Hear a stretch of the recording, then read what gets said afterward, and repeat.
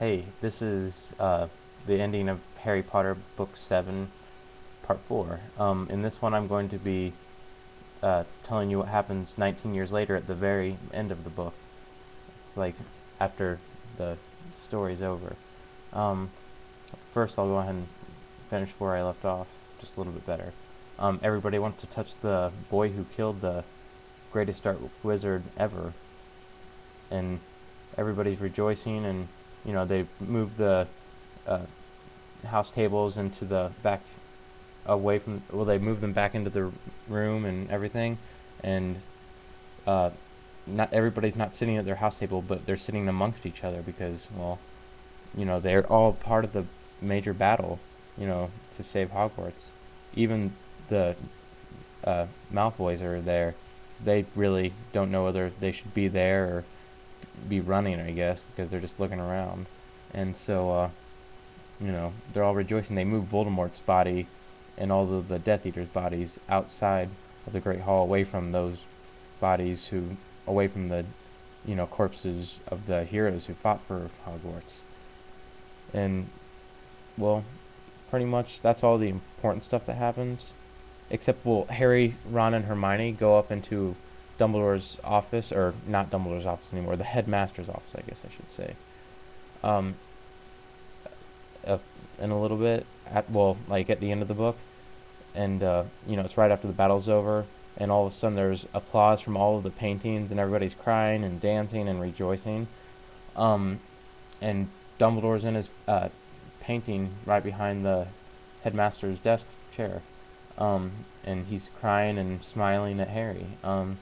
And Harry says, uh, "I dropped the ring, but I don't think I'll be going. But I don't think I'm gonna look for it." And and Dumbledore says, "You think anybody will find it?" And Harry says, "No." And Dumbledore says, "I wouldn't expect anything other from you since you're so selfless. That means, you know, you self-sacrifice and stuff, and you don't really need anything or something like that." Anyways, 19 years later, uh,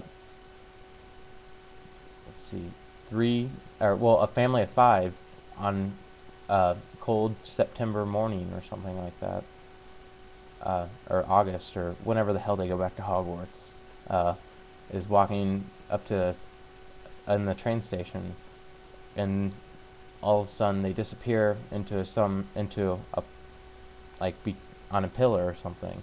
I don't know how to explain it. Um, and they emerge onto platform 9 3/4, where it's really busy there, and there's steam everywhere coming from the big engine or the big train.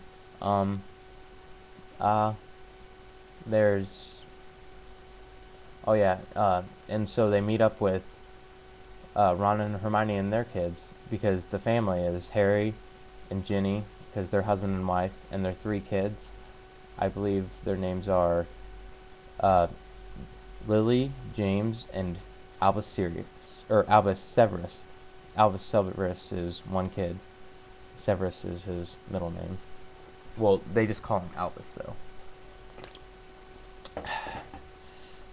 Um, Pretty much they're sending their kids off to Hogwarts, and all the kids on the train. It's funny because they're all looking at Harry because he's famous, obviously. But and Ron and Hermione are married, and they have two children.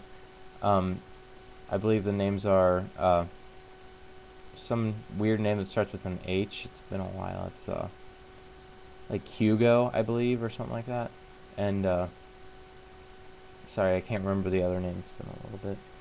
And pretty much like everybody's grown up, and pretty much everybody has kids, and it's a really happy ending because in the at the very last words say that Harry's hugging Ginny after the kids have gone off on the train, and they even see Draco Malfoy there, and uh, with his wife and his child Scorpio, I believe his name is Scorpio or Scorpius or something like that.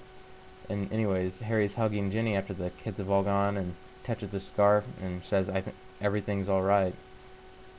And I know it is because his scar hadn't hurt for 19 years, and that's pretty much the end. I mean, and that's pretty much the best way you can end 7-book series like that, because I grew up on the Harry Potter books and they're great. I mean, I don't have to read an eighth one. I know there's not going to be an eighth book, but I just hope that J.K. Rowling writes more books.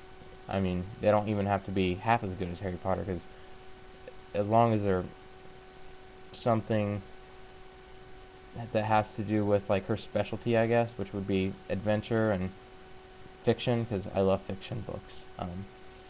And I'll read it. I'll read anything she puts out, pretty much. That's all I have to say, I guess. Hope you enjoyed this. Bye.